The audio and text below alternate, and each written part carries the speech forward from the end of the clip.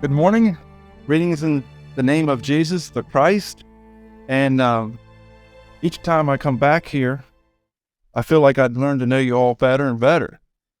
So, my friend Daniel asked whether I would share on the story of Bangladesh this morning. And I tend to do that, but I immediately got my brother Arnold involved because he knows more about the story than what I do. I've only got deeper involved in the more recent years with pastoral teaching and things like that. So, in the beginning, as an introductory, there's a verse in First Thessalonians 2, verse 8 that has meant a lot to me. And I want to read that. It goes like this. It says, being affectionately desirous of you, we were willing to have imparted unto you not the gospel of God only, but also of our own souls, because ye were dear unto us.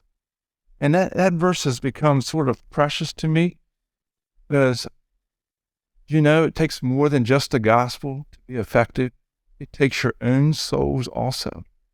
Now, that's sort of an oxymoron, because when you share your own souls, that is the gospel at work in your own life, presenting a gospel that's effective for somebody else. So, I just want to use, that'll be your scriptural lesson, I guess, for this morning. So with that, I'm going to have Arnold come up. Arnold was involved with this work in Bangladesh since its conception. And our family, including my father and my mother, and my oldest daughter, were heavily involved in the work. But the work is much, much broader than just our family. There's scores of other people involved in this work. Just because Arnold and I are here sharing together as brothers, double brothers, it's by no means our family's work. And I'm sure he'll mention some other people involved, and maybe I can mention other people, but there's scores of other people involved in this work. The story of Bangladesh is a fun story to tell because it's one of those stories that it's easy to take your finger and trace the work of God through it. And you'll see that when he talks about the story. So Arnold, if you come up, I'll get you started with this apparatus here. Oh, very good.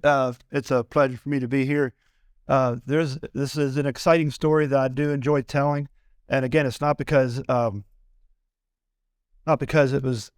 has anything necessarily to do with me, although it is exciting to be part of the story of God that is being told. And so I enjoy it from that aspect. It's actually a big story, and we don't have that much time this morning.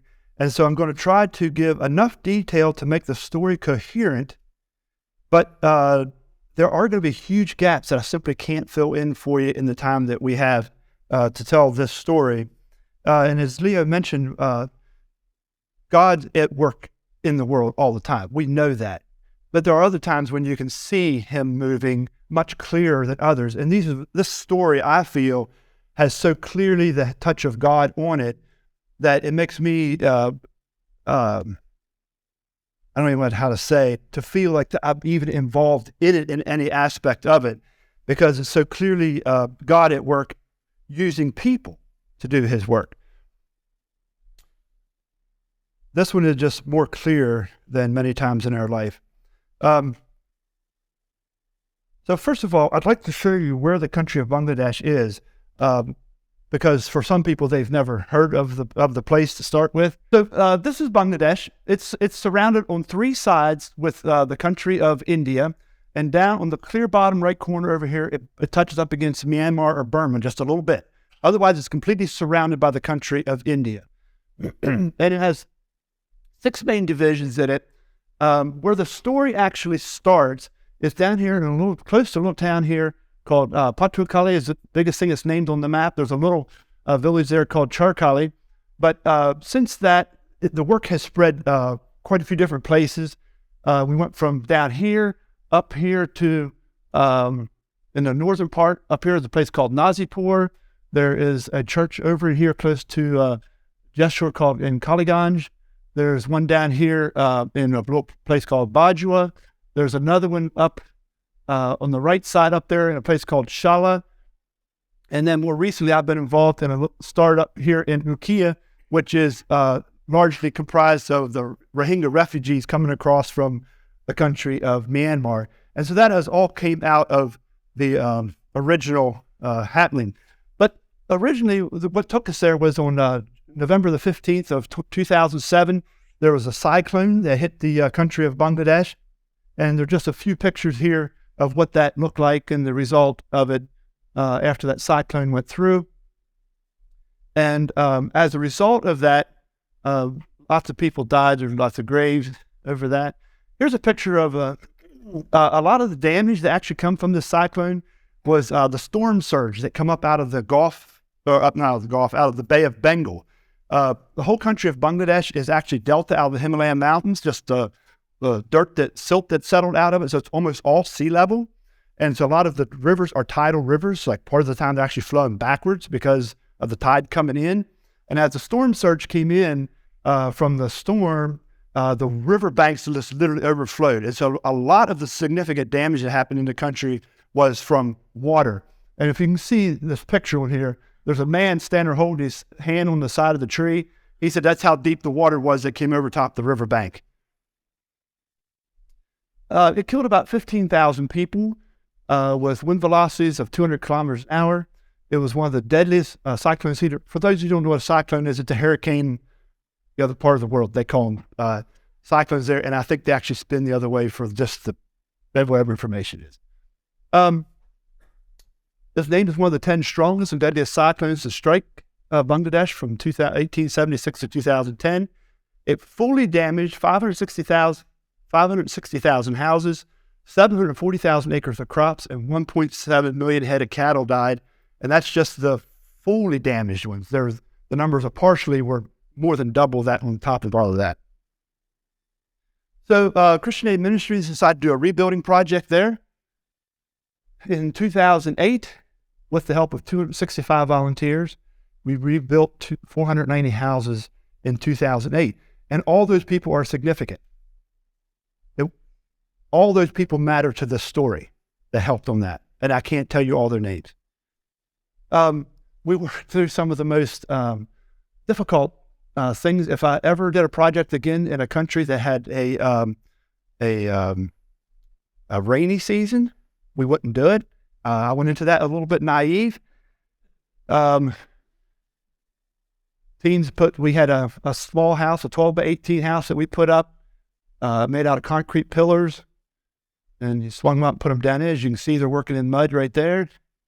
This is a little bit of the construction of the houses that got put up.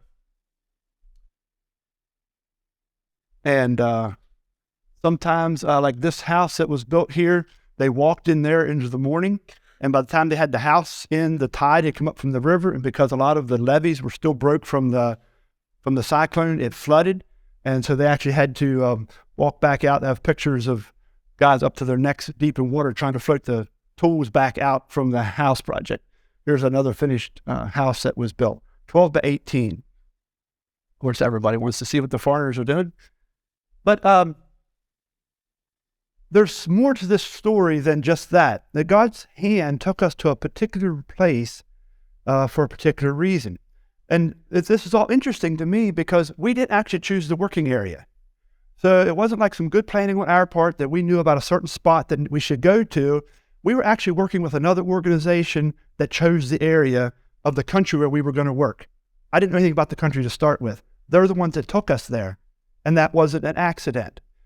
But after we got there even, we couldn't find a place to put our teams in a house. There was no house big enough. So we attempted by our own volition to try to rent a house that wasn't even finished yet, that we thought had enough rooms in to be able to put our teams in. Only discovered when the first team came that the house wasn't even ready yet, and they were actually on a boat coming down the river, and we didn't have a place for them to actually land when they got there. And meanwhile, a government official discovered what was about to take place, and he's like, "You can't stay in that house anyway. That house isn't safe. We have a spot for you." And they took us 3 miles south of where we thought we were going to work to an empty government building and said, "You stay here in that house." So we stayed there. So we didn't even choose the village or the house where we were going to stay. Somebody else chose that for us.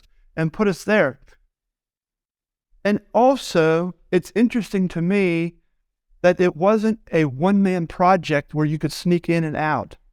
We had 265 volunteers come in over a year, which built a rapport, like we became known in the area. And I feel that was very important because that's the government building that we stayed in after we painted it. And I say that because there's an important man on this picture that God wanted us to meet. He's the man on the right-hand side with the white toupee on top. Right beside the building where we were staying in was a school. This man founded that school. There's about 500 students in it. He was the founder of that school. He was a wealthy man, and he invested all of his wealth into his children's education. He would come out to a little hut right beside where we were staying and drink tea regularly. And come to find out that there was a man in California who was his son, who was the ambassador to the U.S. So if you can begin to see this thread of God moving us, why he wanted us at a certain place, in a certain building, in a certain village, because there was a man there that he wanted us to connect with. Here's a picture of his son. I'll just refrain to mention their names because this man is still an ambassador in a different country than the U.S. right now, but he is still out there. And his another younger brother is now head of the Homeland Security in Bangladesh. He's like the second or the third most powerful or significant man in the country, and we have dinner with him occasionally. So we need those connections to help us in and out of the country. But this man met us in Bangladesh. He said, "My father is calling me." He showed up one day without us knowing. All of a sudden, here comes this rickshaw down the road, and there was this man on the jumps off. Said, "I need to talk to you." He said, "I need you to come to my dad's house tonight for supper. I need to have a conversation with you." And I was beginning to realize who this man was. So here he had come from California home to visit his dad. He said, "My dad's been calling me, telling me about this group of people that's here in this village working." And he said, "Our people need more than just houses." He said, "They do need houses. They got lots of trouble." But he said, and I'll just make a long story short on that whole thing, but he said, "Could you come and teach English in our schools?" Remember, his dad's a school teacher, a headmaster who started a school, and they felt that his ability to get anywhere in life came because of his ability to speak English, being as an ambassador in a high government position. He said, "Can you come and teach English in our schools?" English is important in this story. Not because I speak English, but I mean, I do actually, but it's significant, I think. So we accepted that request and started to teach there in the public schools, just right in their system. It's all open in the public. It's not little private classes happening in the back room that creates suspicion about what foreigners are doing. We teach right out in the public school system, which has its own set of nightmares, but it places you right in the people. There's just no getting around it. You are surrounded by people, and before 2 weeks is out, you're going to be invited home to people's houses for lunch, and you just permeate everywhere through it. I just love the English teaching platform as a way to spread the word of God. Other classroom pictures here. Some of the classrooms are doable and some of them aren't, but you got what you did. So we started to teach English there. We taught the English there for 2 years in the original village area where we were. However, in the middle of this also, there was a man pictured here on this sofa, and this is quite a recent picture. But when we were bringing teams in and out of Bangladesh for the work project, this man's name is Sonny. He has a Muslim name that's a little more harder for you to remember, but he goes by Sonny. He was introduced to us by another person as a possible translator for us, because we were bringing people through the capital, down to a river, putting them on a boat, and it was complicated and we needed a little help. So he became our man to help funnel our volunteers through Dhaka City. Incidentally, he was an English teacher at an agricultural university in Dhaka City, the capital. So after he discovered that we were going to come back and teach English, he started putting a lot of pressure on us. You have to come to my home area and teach English. Well, we said we didn't have enough volunteers to teach English. It was complicated. So, but we finally put the fleece out and said, well, after the second year, that if there would be, I think we needed 11 volunteers and another set of house parents. If we would have that, we would consider coming to his area, and God gave us the exact number that we needed. So we decided to go to his area to teach English, which was in the north part. We were there, that was in 2012, the beginning of 2012. We were there in that village a week. And to this day, this makes no sense to me, but somebody knocked on our door, and it was a family with a piece of paper in English written up by somebody, because they could not speak a word of English, but it said that their son was in the hospital with cancer, and he needed B positive blood, and could we donate? Well, we looked around the table, and everyone said, no, they're not B positive, B positive. I don't even know what my blood type is. I've never given blood. So I said, well, I'm not opposed to it. I can go down to the clinic, or wherever we got to go. I can get my blood checked, but what's the chances? I don't know what I have. And so they said, well, next day you come down, and here this clinic or hospital where this man was shared a wall, a boundary wall between the school where we were teaching, and on the other side of the wall was this hospital clinic where this patient was that needed blood. So the next day I went down and got my blood tested, and lo and behold, I was B positive. They said, well, would you want to give blood? I said, well, why not? I mean, I'm here. So I donated some blood, I volunteered to donate my blood. They said, do you want to go up and see the patient while we had to check me for AIDS and whatever? And I said, sure. So I went up, and here was this young man. He's about 20 years old, laying there. And incidentally, he did not survive from everything. But so I went down and gave blood, and I left, and I just had a bad feeling. I was like, somehow I should have had more of a positive interaction with this person just in giving him blood. So then I think it was the following day, our team, which you'll see some of the rest of us on the other side here, decided to go down, and the man in this man right here, he was the head of that clinic hospital. The managing man there spoke a little bit of English, not a lot of English, but he spoke some. And so we asked him whether we could go up and see the patient and pray for him. And he said, yeah, we can do that. I don't know if he knew what he was agreeing to. So our team went up, and we knelt around this man's bed, and we prayed for him. Now, when I opened my eyes up, I'm glad I waited to the end of the prayer, because the room was packed with all the hospital staff. I guess it wasn't a normal occurrence in their village to have foreigners, show up in a hospital room and kneel around a bed and pray for people. I don't think that was a routine that they were used to. And so it pretty much attracted the whole hospital to come in and watch what was going on. And so we did that, and then actually, maybe it was a week later, so we actually went back and sang for him. It was in English, but it was what it was. We did our best. But after this happened, after this, we had our initial prayer meeting there. This man says to me, so like, who are you? And like, where are you from? And like, what are you doing here? And we said, well, we're actually teaching English just right across the fence over here at that school. That's why we were here. And he said, oh, okay. He said, well, my son-in-law likes English. He said, I'm going to tell him about it. So I think I was going to check the date on this picture because the man who we're referring to is actually on the right side of this picture when we went to sing for him. He walked up there with us and was standing there. But this was about the next, I think it was the following morning after that conversation, or 2 mornings later, this man showed up in the schoolyard and said, my name is Amman, and my father-in-law says that you're teaching English, and I like English. Could you teach me English?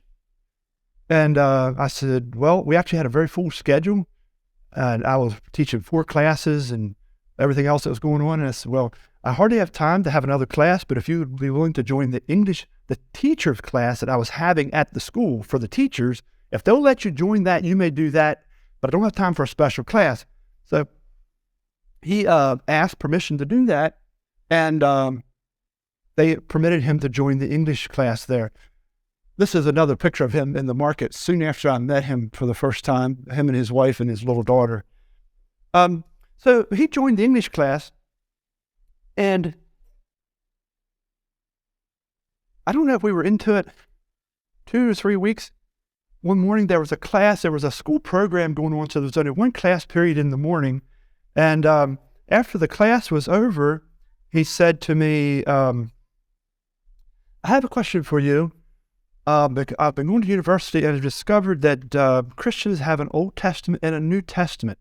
He said, could you tell me what the difference is? And fortunately, I actually didn't know the man, or I would have just ran. I wasn't quite that smart. I said, well, that's a big subject. I don't know if we have time for that today. And he just looked at me and said, well, I have time. So he called me on it because that was my best answer, and I had the time, actually, because there wasn't any more classes. So I said, well, okay then. So we started talking. And it's interesting, and this is something, if you ever can work in the Muslim world, get them to ask you the question, because when they ask you the question, you can say whatever you want to, because they asked you a question. If I would go out on the street in on any Muslim country and say, does anybody want to know the difference between the Old Testament and the New Testament? There probably wouldn't be a single person stop and listen. But because he asked me the question, he listened to me for 2 hours, because he had asked me the question. I was very hesitant, because if you understand the Muslim theology and Christian theology, it all hangs on that very difference, and it's the Jesus Christ. And so that was where that hung me a little bit. So I told him, so we started back in Genesis, because that's where you need to start, with Adam and Eve and the fall of man. And what happens with sin? That's the question. And the Islamic world has your way of doing good deeds that gets you through. And so we walked through that scenario of how that would work or wouldn't work, and it rattled his world. It just completely rattled his world. Like he had never thought those thoughts before. And so it started out, and so that was about a 2-hour conversation. A couple days later, he had a couple more questions he wanted to ask me. And so this started a conversation, and we had lots of conversations. School would leave out. He'd come meet me out back of the building, and we'd talk about things, and And it wasn't just me. There was other people got involved with it too. There's another incident with a couple other people out back talking. And as time went on, he gave his heart to the Lord. And I don't know how to frame who this man actually is. Maybe Leah can go into it a little bit more too. But I didn't actually know the man. I actually did not know the man. But a little bit of his background, he was part of the Jamaat party in Bangladesh, which would be equivalent to the Taliban in Afghanistan. A very, very conservative family. So conservative, in fact, that if his sisters would leave the house, the vehicle that they were going to ride in, like they had these small battery-powered 3-wheel things, that would pull inside the courtyard. The lady would crawl inside, and they would wrap the thing completely dark so that she couldn't see out and nobody could see her. That conservative of a worldview. He was Hafiz, means he had memorized the entire Quran. Not only that, that's in Arabic. Not only that, he understood what it said in Arabic. He says, out of 100 that memorize the Quran, 99 don't understand what it says. They don't understand Arabic. They just memorize the Arabic. How you do that, I don't know. But that's one of the miracles of the Quran that the Muslims hold up, that they'll memorize that whole thing. He had memorized the whole thing and understood it, which gives him a strong lever with his discussions. And on top of that, he was what they call Hafiz, which in Islamic world, I heard somebody talking about context this morning. It's hard to me to start to explain the context of Islamic theory, but it's outside of the Quran. But they have like 80 or 90 topics that you have to be versed in and get tested in to be considered a hujjah or a teacher of authority. He was all of that. He was a leader at a mosque. He was a man who did the prayer calls. And I can still remember the one day when we were sitting there having a Bible discussion, and his father-in-law called and said, hey, the imam didn't show up down here at the mosque. You need to come down here and have prayers. And he did every argument in the world because he was not going to leave and go down. At that point, he was on the fence. And to go down and have the prayers just was not something that he was going to do. And so he worked his way out of that whole discussion. Just to fast forward on to that, he was kind of alone there, and he said, I need a church. I need a church of people that I can discuss my faith with. He said, even in the Islamic world, we have to discuss our faith to keep it alive. I need a church to get a hold of that I can do it with. And there was no Christian church even. No, there was a little Lutheran something that I wouldn't have sent him to start with, somewhere north of that. Otherwise, there was just no Christian group anywhere that you can even connect him with. And so I told him, I said, well, I think the best way for that to take place is for you to start sharing your faith with your family and your friends and create a church group to be able to discuss your faith with. He said, look, that's a great idea.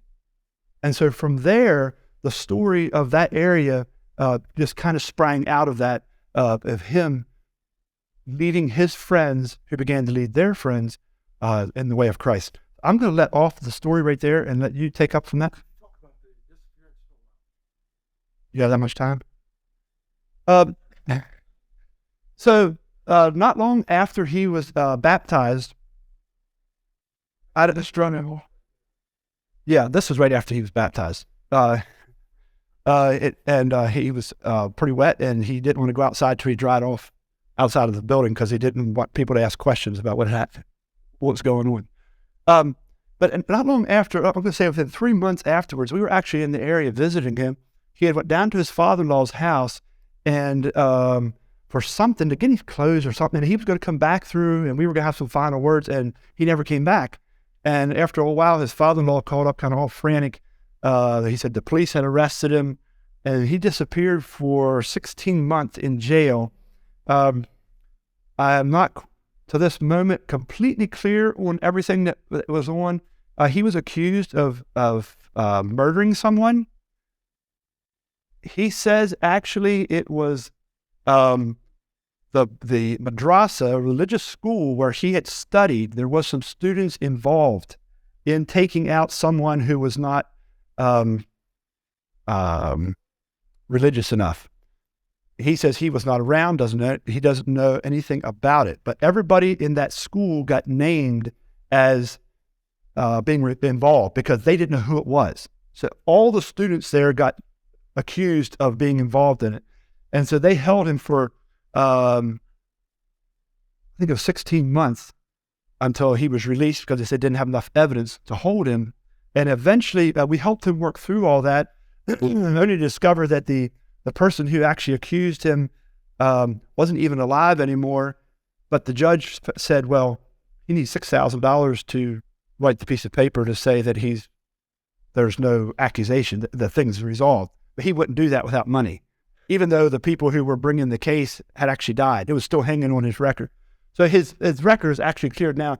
But during that 16 months, I think was a very decisive time for him. As he said in jail, he had just all the time in the world to think.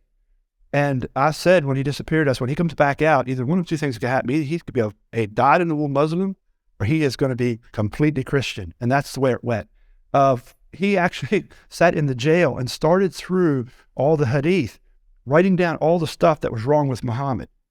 And he was hiding it in the jail library, his piece of paper that he was writing. He was going to write a book about this. And when he got released, he was released so fast he didn't have time to go get his papers. They also just dumped him outside, which was very fortunate, I think, that his papers got left there. But through that time, he became very solid in his belief in Christ and commitment to walking that way. So, but yeah, there was about 16 months in there. We didn't know what was happening or even necessarily why he was being held. He says the reason it got brought back up was because some of his brother-in-laws became suspicious of him leaving Islam and turned him back in and fired up the case again against him. That I can't quite verify all of that, but that's the part of the story that went with that. So there was a gap from the time he became a believer, and then till he began to share with his wife, and she came to the faith, and some other friends, and what's really interesting is with him is because of his stature in the Islamic community, he would just as soon talk to the imams. Because he said the average Muslim walking the street has never been told what Islam is about. They've been told about the nice things that Muhammad did. He said they know nothing about all the rest of it. So he said, I have to go and tell them what Islam actually is before I can even talk with them about it. He likes to talk with the imams because they understand the problems with it and the problem of sin. And one of the things that maybe I could just mention this is, as he was on his journey, he went to 17 madrasas and had a question that he was asking them about sin and the Bible and some things like that. And he came back to me afterwards and he said, I went to these 17 schools. He said, 15 of them told me we don't have the answer. And 2 of them got angry at me. And he said, I told them, listen, I want to be a Muslim. Just answer my question. Don't try to convince me with the strength of your arm. Just answer my question. Nobody can answer the question. So that began to open up his world to saying, there's something more to this in the teachings of Jesus. And another thing that he would come back then, as this became apparent in his mind, then he would say, then who is Muhammad? If this is true, who is Muhammad? And don't answer that question. I'm just telling you, if you get in the Muslim world, you don't answer that question. You just do this. Say, well, I think the way to know who Muhammad is by discussing who Jesus is. We know who Jesus is, then we'll know who Muhammad is. And he said, well, you'd be right about that, because Jesus, even in Islam, Jesus is a sinless person. You can't get around that. And so we would go back and discuss Jesus again. And so one day all of a sudden he walked in and said, I know who Muhammad is. He's a false prophet. And I didn't have to tell him that, because he compared him against who Jesus was. And that's your only safe way to do it. Because if Jesus can't stand on his own, just destroying something else doesn't give anybody something to stand on. Jesus stands on his own. So I'll let you go on from there.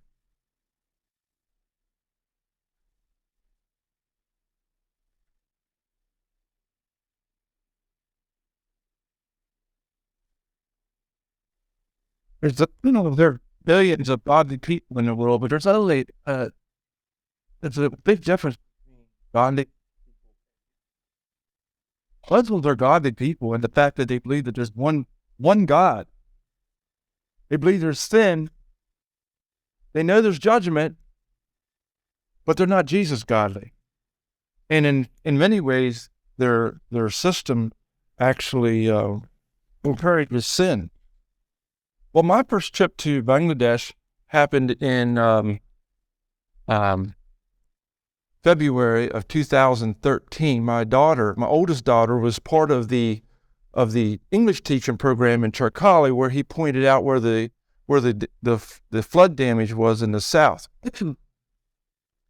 So I went over to visit her. She was involved 7 winters, between 3 and 6 months, between teaching English and also learning Bangla.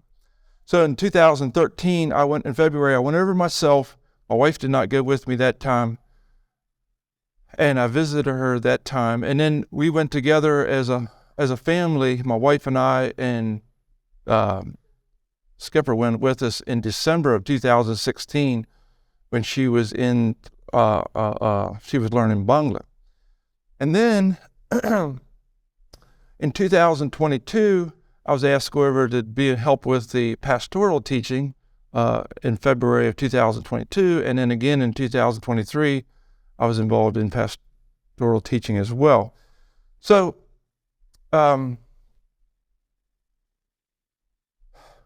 just for discussion, of all the pictures I share, I get asked over and over again, are the vegetables as delicious as what they look like over there?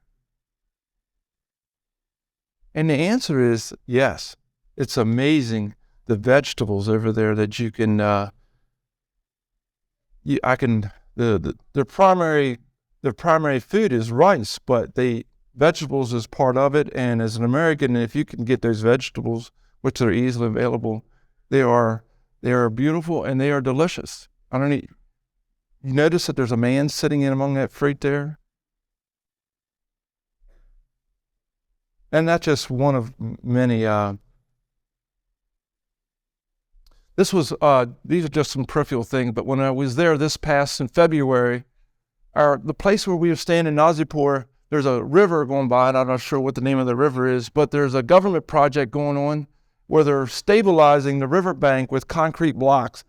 And there's precast concrete blocks I think they were like 12 inches deep. Some of them were half blocks, some of them were whole blocks. They dug a foot along the river, and then they lined the bank, they cleaned the bank up with putting that there. So I enjoyed watching that project there. This is Amman. We was having after a pastoral meeting. We was having one evening. He was there, and he was telling me his story, and I wish I could have actually shared some of the video I took of him telling the story, but I decided not to. But he basically was telling me his journey from, I think his first I think he went to a Catholic church. Is that right, Arnold? And then they told him that if you want answers, you need to go to an evangelical church of some kind. And this is all like 10 years, I think, before this story began where Arnold started at. So by the time Arnold gets there, the pictures he's showing there, if I got my calculations right, he's roughly 29 years old. I just asked him this morning, I said, hey, by the way, what year were you born? He said, I think I was born in 82, and my wife was born in 92. So that would put him about 40, 41-ish. They're not exactly sure because back in those days, the birthdays weren't always kept. I think more recently, there's more accurate birth details, but it gets a little ambiguous when you get back 30, 40 years ago. I think it was like around that time. This is another picture of Amman. This was a picture of him. This was a year ago, I believe, in Ozamir. This was they left me get involved in that government project in a little bit there. They only left me do it for a couple of minutes, and they just shooed me away. They said they didn't need my help no more. To give you a little idea of this man's ambitions, and Arnold will give you the background to his Islamic background. But this is his brother, a little bit younger than him. And I guess in my everyday language, we would call him an Islamic evangelist. Mon's ambitions was to be like his younger brother, be a traveling Islamic evangelist. And to give you a little idea,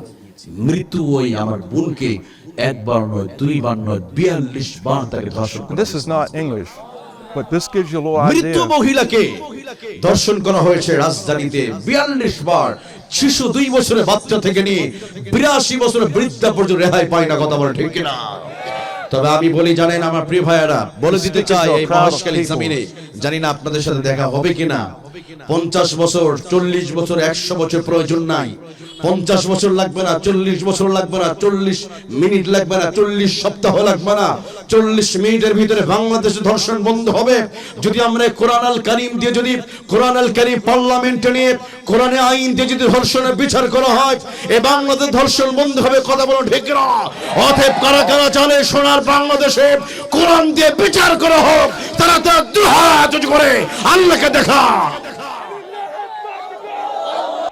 যারা পার্লামেন্টে যাবে 345 জনকে যদি কোরআনের vaccine দেয়, ওরা উল্টা পাল্টা বক্তব্য দিতে পারবে? বিচারকদের যদি এই ভ্যাকসিন দেয়, ওরা কি উল্টা বিচার করতে পারবে? পারবে না, কারণ কোরআন বাধা দেবে। কারণ কোরআন ইসলাহ করতে বলেছে, তাই না? কোরআন তাদেরকে ন্যায় বিচার করতে বলেছে। এই জন্য কোরআনে ভ্যাকসিন সব জায়গায় দিয়ে দরকার আছে না?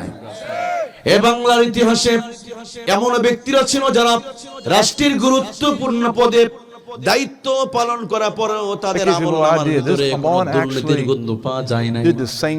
কথা বলতে কিনা বুঝে নেবেন মুসলমান, গুরুত্বপূর্ণ 2টা পদে মন্ত্রিত্ব পালন করেছিল।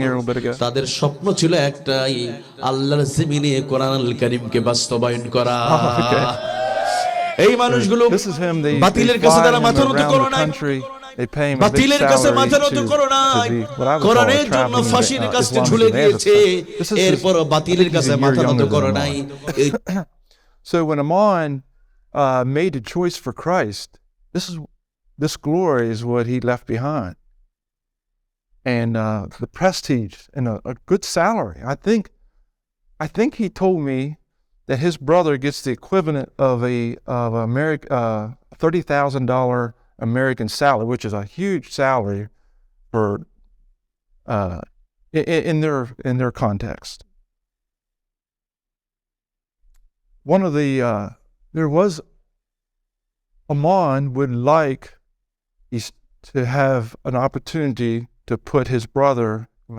He tried it one time back, I think it was in 2020 or 21, to have my father actually have a meeting with this man, and the subject, they was going to discuss the Old Testament, because one of the things that's interesting about the Muslim, there's some common ground you can find with the Old Testament stories.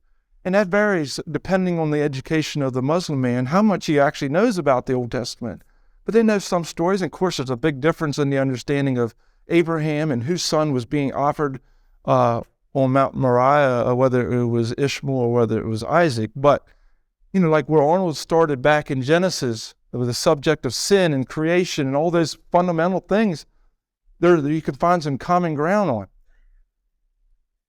This was our ministers' conference this past February, just recent February, and I think we had, I think there was 18 there. There's 2 overseers. I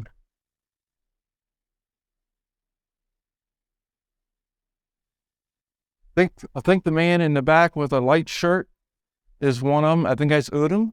He had Hindu background, and Amman is, I believe Amman's on this. I think he's sitting to my immediate right. Let me see if I have another picture. No.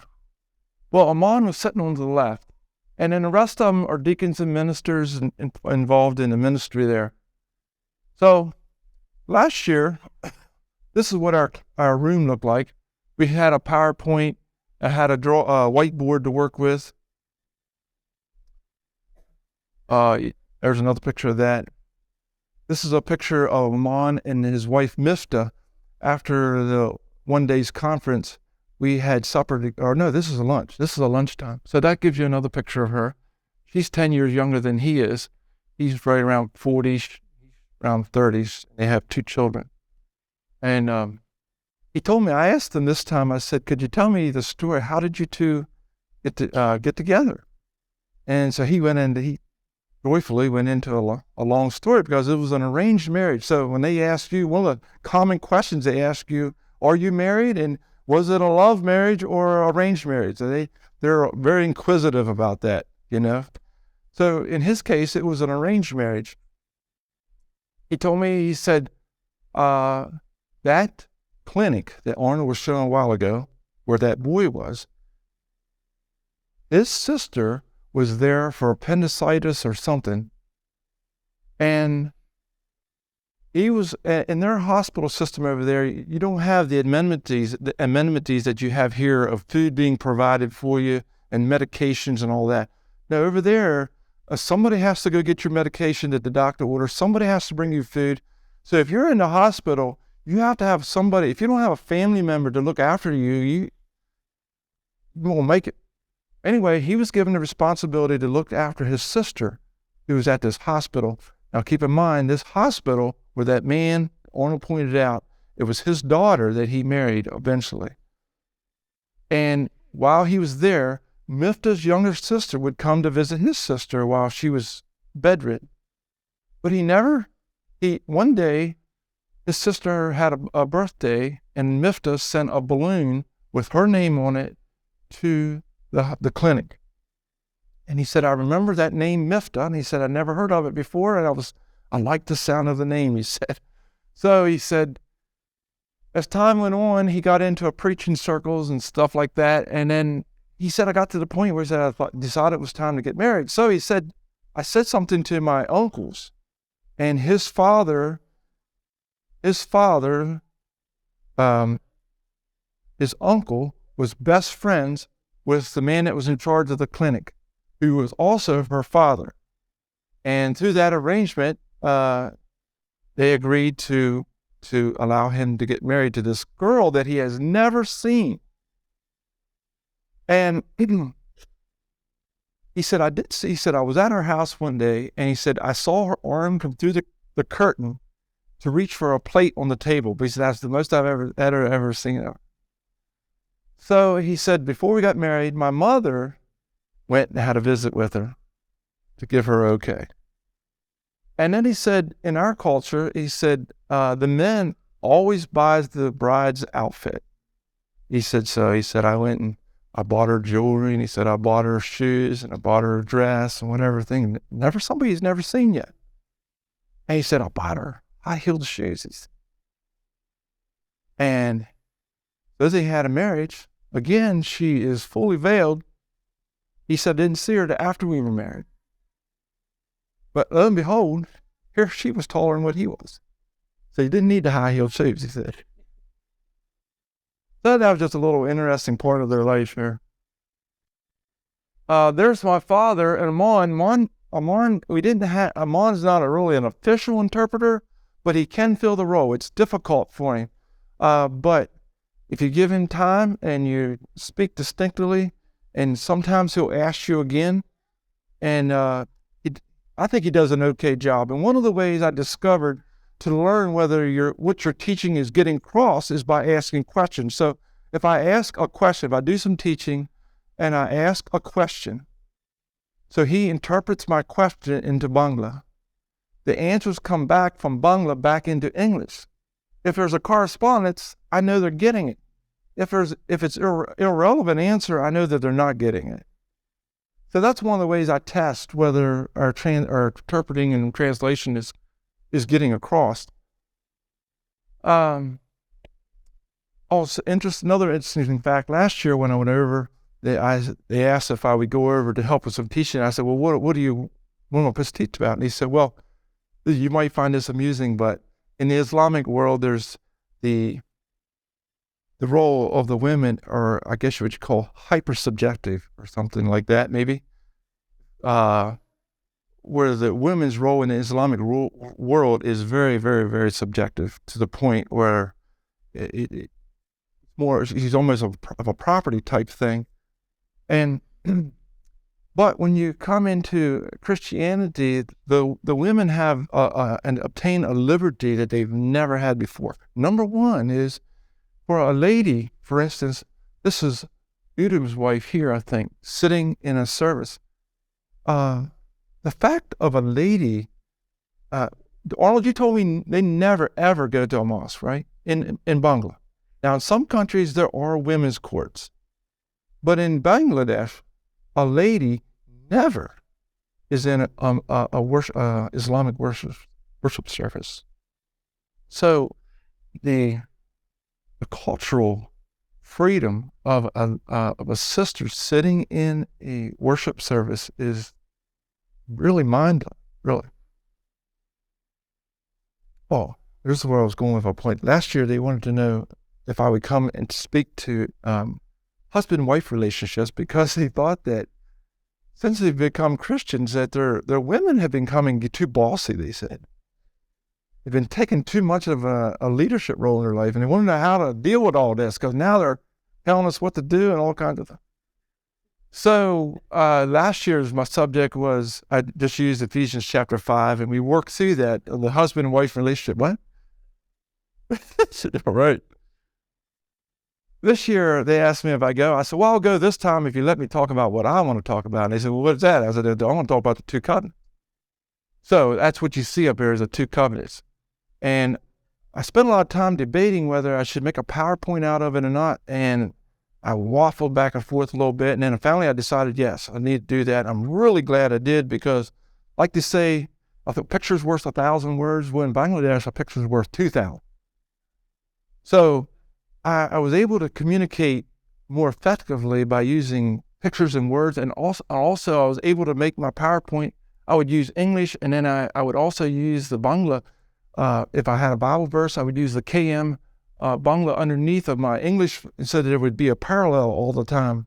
So that, because some of them can understand English and some of them only understand Bangla. So I really, this was on my heart a lot, and I really tried to my best to because I'm jealous for this subject for a couple reasons, and I've been here often enough to know that I have some opinions on this subject, but they have a little bit of evangelical influence over there, one of them being Seventh-day Adventist. And I'm jealous for them that they have the theological tools it takes to resist that kind of influence into their life. And so I'm a very amateur PowerPoint builder, but I was able to get some things. I spent hours on this thing here, trying to illustrate three passages in the Bible, starting with Genesis and the creation, also 2 Corinthians chapter 3 and Galatians chapter 4, trying to build a PowerPoint that illustrates and so this was a beginning one, and this is a deeper one. So you have Galatians chapter 4 demonstrated on top of two other concepts, the creation and as well as the 2 Corinthians chapter 3. So this is part of my teaching here on this one and this. I think some of you have seen this one before. Was sort of the highlights of my teaching. After our conference there, we traveled to a new location where there was a new upstart house church. And here we are, we rented they call it what is it called? A mini bus or something. It's actually like a little mini van. And that's Amman, and this is his little boy, Elijah, and that's his daughter, which would have been the baby in the picture that Arnold showed a while ago. And that's Miffed in the back, my mom, me, and I think that's either Kudus or can't think of the other man's name. Of course, my father and the driver's on the front, so you can't see that. This is the occasion, and again, I just want to emphasize this scene. We're having a worship service here, and they spread out a blanket on the floor, and the lady sat down on the blanket. The men sat in the back, and Amman and Nudin, my father and I, were sitting in the front. It seemed like when they're sitting, they like us. If they're on the floor, they want us on chairs. And that just seemed like they felt uncomfortable if I was standing and they were on the floor. So a lot of times, if our audience was seated on the floor, we sat on chairs. This is just something that was on a Hindu temple over there.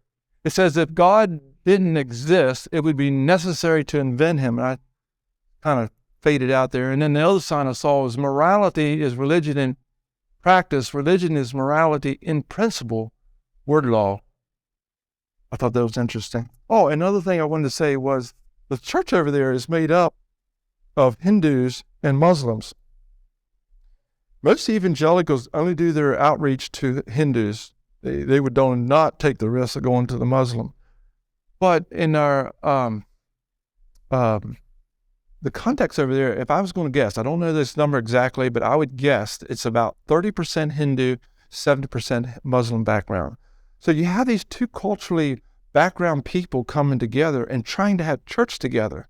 The Hindu being despised by the Muslim for his idolatry and many gods. And so even in their villages, there's cultural separation in the villages.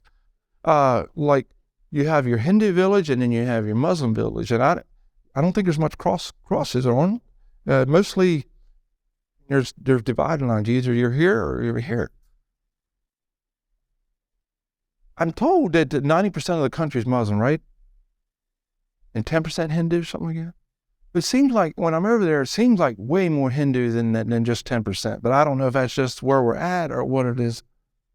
Because the house that we were actually staying in was actually a Hindu village, and there's idol temples. There's like 2 or 3 within seeing distance of just our house. But my point is, you have these two culturally background people having church together, and trying to understand each other and appreciating each other, who before didn't have much appreciation for each other. And incidentally, the way it worked out, the 2 overseers Amman being Muslim background, Udom was a Hindu background. So you have this balance there in the church right now between that can help understand each other's background and have one body in Christ. And so I take some pleasure in just observing that kind of thing. This was actually from a year ago. This was a pot of rice soup that Dave was making for us. This was from last year also. We went to one location, and this was actually a Catholic leprosy compound. It was like 150 acre place. It was actually for leprosy, and they left us. The Catholics just left us use their building there for a service. This was the sign that's on the outside of our gate there where we stay. That's Salt Literacy, what we call SFLI International, which is our NGO for the country of Bangladesh. This is the same spot. I had done a teaching on the loaves of bread and how that compared to John chapter 6. I think this was a salt thing. And I think that's about it. And I'm out of time. So there you go. So do you have any questions for Arnold or not? Yes. Arnold, come up here because I can't answer these. Yeah. Can you give us an idea how many churches and how many people that's there? That's one question I wasn't supposed to answer. That was the only question I wasn't supposed to answer. You can ask him.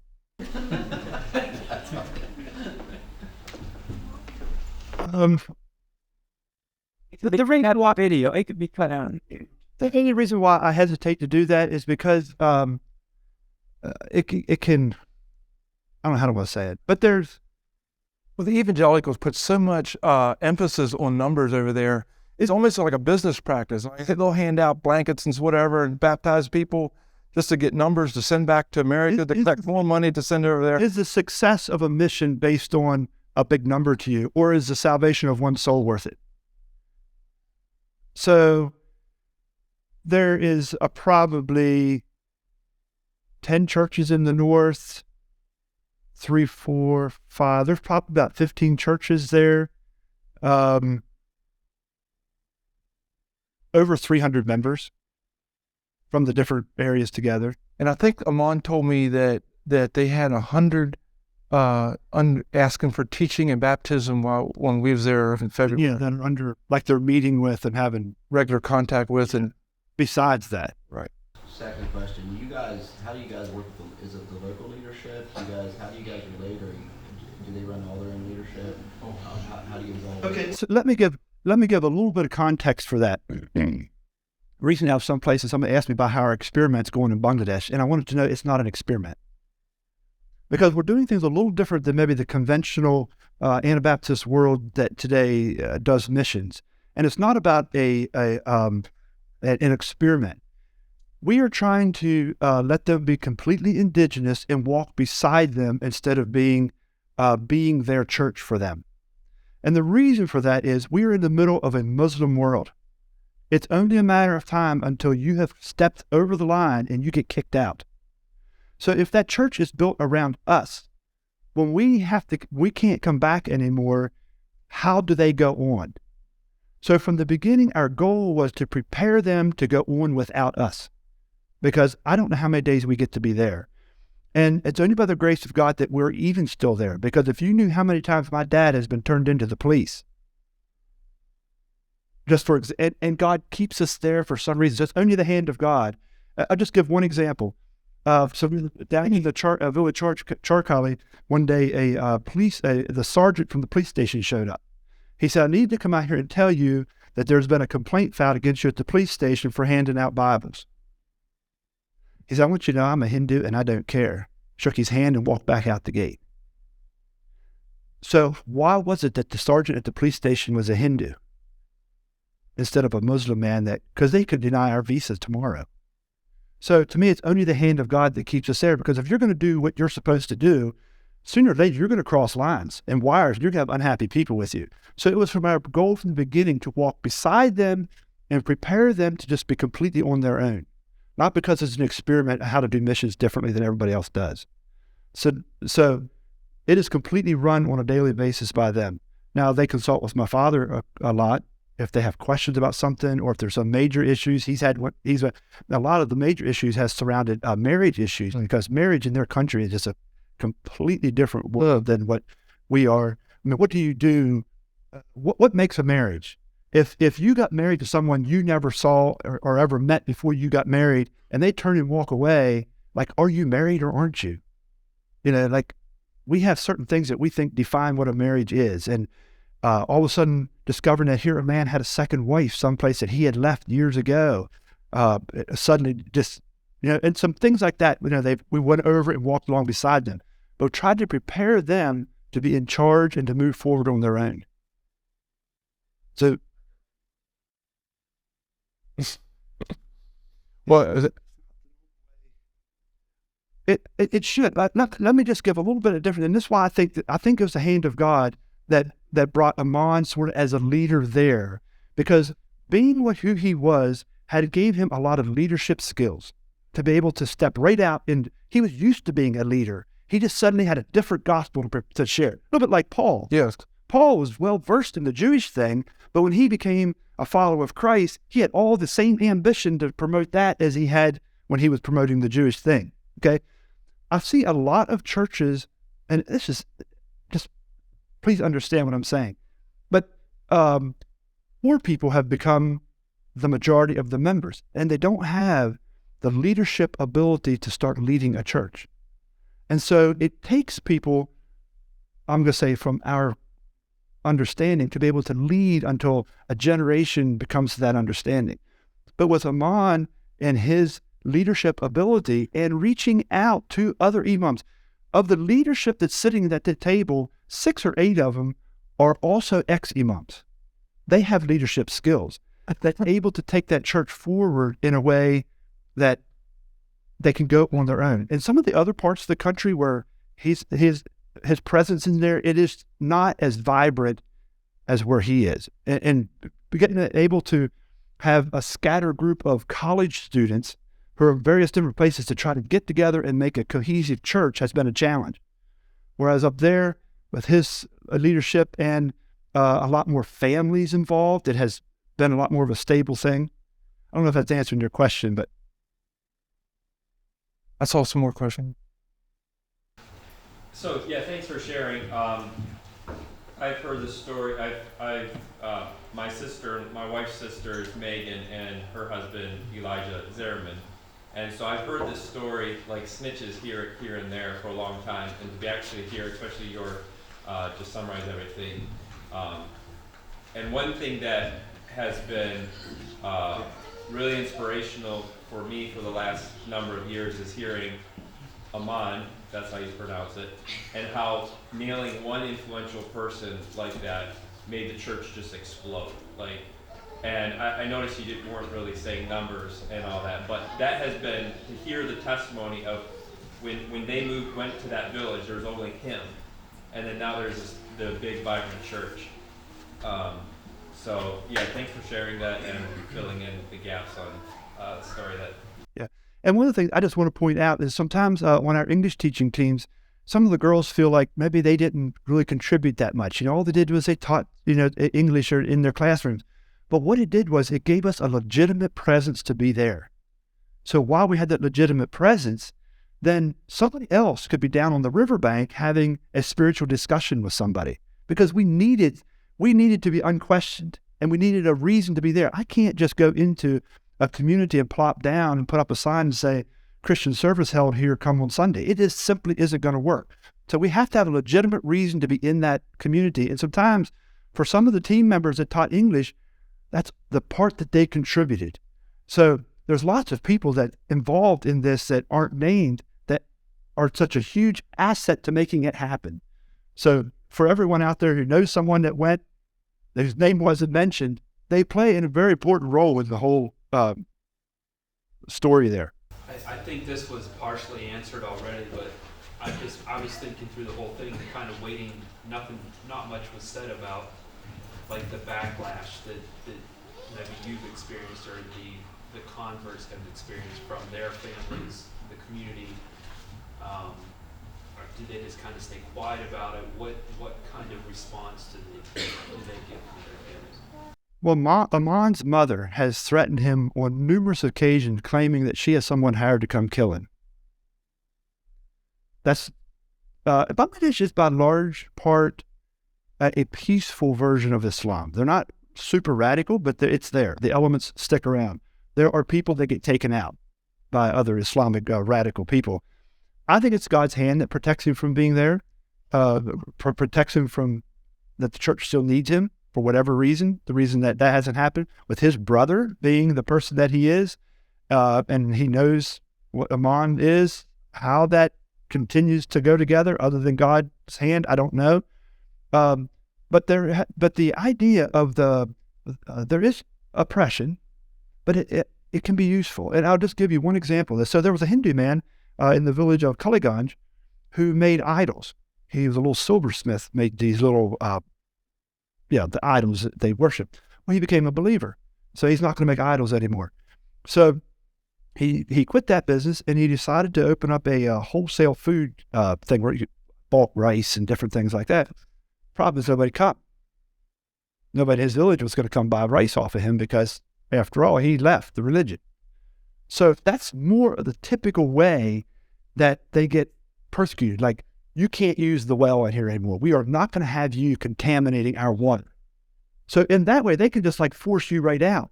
So in the middle of all that, COVID hits, and this man just barely survived. He can't hardly get any customers to come. So we gave him enough money to go out into the village and give 80 families food. So suddenly the man who they were oppressing reached out to them with a gift. And it turned his whole business around. Because suddenly people started showing up saying, okay, what's different about you? Because there was no mosque that came and gave us food. There was no Hindu temple that came and gave us food. Why did you? And all of a sudden, he started to have this trickle of people start to show up at his shop, not just to buy food, but to have a conversation with him about why did you do what you did? Because we were beating up on you. We were all boycotting your store, and then you turned around and gave us food. What'd you do that for? And it just like changed the whole thing. So I think I won't really call it persecution, but maybe the oppression that happens, if used properly, I think can open doors. If they can understand what Jesus' thing was of the going the second mile. The second mile idea is that Roman soldier knew that the man that he had forced to carry his bag would have killed him if he could have. And when he gets to the other point, the man says, I'll carry it another mile. And he says, why in the world would you ever do a thing like that? Because he thought the man would have wished to have killed him. Now all of a sudden challenges everything he thought that he knew about this person who was forced to carry his bag. So when that same thing starts to happen where you're oppressing this person and he turns around and gives you something, it's like, what are you talking about here? That's going the second mile. Not just that somebody overcharged me, so I just get, I think we misunderstand the second mile thing just a little bit in the way we use the term most of the time. Interesting, like when we have a meeting like that, nobody carries a Bible to the meeting. They have phones. It's an interesting world over there. Well, the other thing that they would do on a lot of meetings, like Amman is very, he's very cautious about how he presents himself and who he talks to and how he introduces his subject to prevent backlash. But one of the things they've done on numerous occasions is we have the SALT program over there, which is a savings loan program, which they're involved in. They'll take SALT manuals along. Yeah, and that's the one time. That's what this says right here. Of a service. All of a sudden, my dad was facing the other way, and also this guy started talking about something to do with the SALT manual. He's like, what in the world is going on? You're like, where did we lose this conversation? And discovered, looked back, 2 police had showed up at the corner of the building. And just very discreetly, he just switched over and he started talking about what was a certain thing on a certain page. And after a while, then they said, oh, they wanted to bring a news reporter in. Well, by the time the news reporter got there was no meeting anymore. They just dissolved that thing. So, you use some wisdom on how to work in the culture. This book right here is what they carried to our meeting. This is a SALT manual, okay? Now, they all have Bibles, and they all have personal Bibles, and we've handed out thousands. I wouldn't even know how many Bibles we've given away. My father's given to imams and hundreds and maybe even thousands of Bibles. But when they're walking to the meeting, you see them carrying this thing, and they have a phone. A lot of them have two phones. They have a cheap flip phone, which is cheap service, and then they have a smartphone that they just turn on when they need it, because I think they pay as they go or something like that. So a lot of them have two phones. I mean, they'll use one, the other. So yeah. Yeah, you need wisdom to work in the country. You can get yourself tossed out tomorrow if you wish to. And that's also why we kind of decided from the beginning, we're not going to purchase any property. We not have use all public transportation. We rent any apartment we have, so that we have nothing to defend there as far as ownership, material wise. Yeah, if I need toss, or either that, or the other thing is, if you do get backlash, what are they going to come do? Burn your building down? They're going to destroy your vehicle? What's going to happen? You're going to want to protect all of that. So as you make your decisions in life, you start to think about, well, if I'm going to go down to this certain place, what's going to come out? You know what? I better not go, because what would happen if? It does not matter what happened if. Because there's nothing that if they burn down the building that I'm standing in, it's the government building that they're going to burn down. You know what I mean? It's not my personal thing. So I feel much more at liberty to just share Jesus. And I wish I could have count how many times my dad come around to me and said, you know what? They're asking me to come down here by the river to have a discussion tonight. You think I should go? I think it's a setup. Well, suppose it is. And it's never been a setup yet, but it's been some really suspicious looking times and places in the middle of the night that we've had meetings. But if you are carrying any hesitation about, well, what are we going to do about this organization? What are we going to do about this compound that we own in the vehicles that might get burnt or trashed? If you don't have any of that weighing on your mind, and you can just walk out and share your story, for free. What happens if you maintain that mindset that you got things to take and protect? Now you got to build a compound with wire around it, locks, keep everybody out. Suddenly you're a whole different defense mechanism is totally different. So, and even that building where we were standing and had this meeting here, we have the SFLI offices in the basement. And when the government is almost overprotective to the point of being annoying sometimes. And when they discovered that we was there, Amman was going home one evening after, and he has to walk past the police station to go to his house. And the policeman said to him, he said, if you don't put 2 guards there, we're going to take your NGO away from you, which I think was an empty threat. But anyway, 2 brothers had to stay in the basement, I should say in the SALT office, just because the government said there had to be 2 guards there to watch out for us Americans, you know. So a little bit, sometimes you like, come on, let us alone, but that's stuff. Well, if that's it, we'll wrap it up. And, yep, I guess that's all.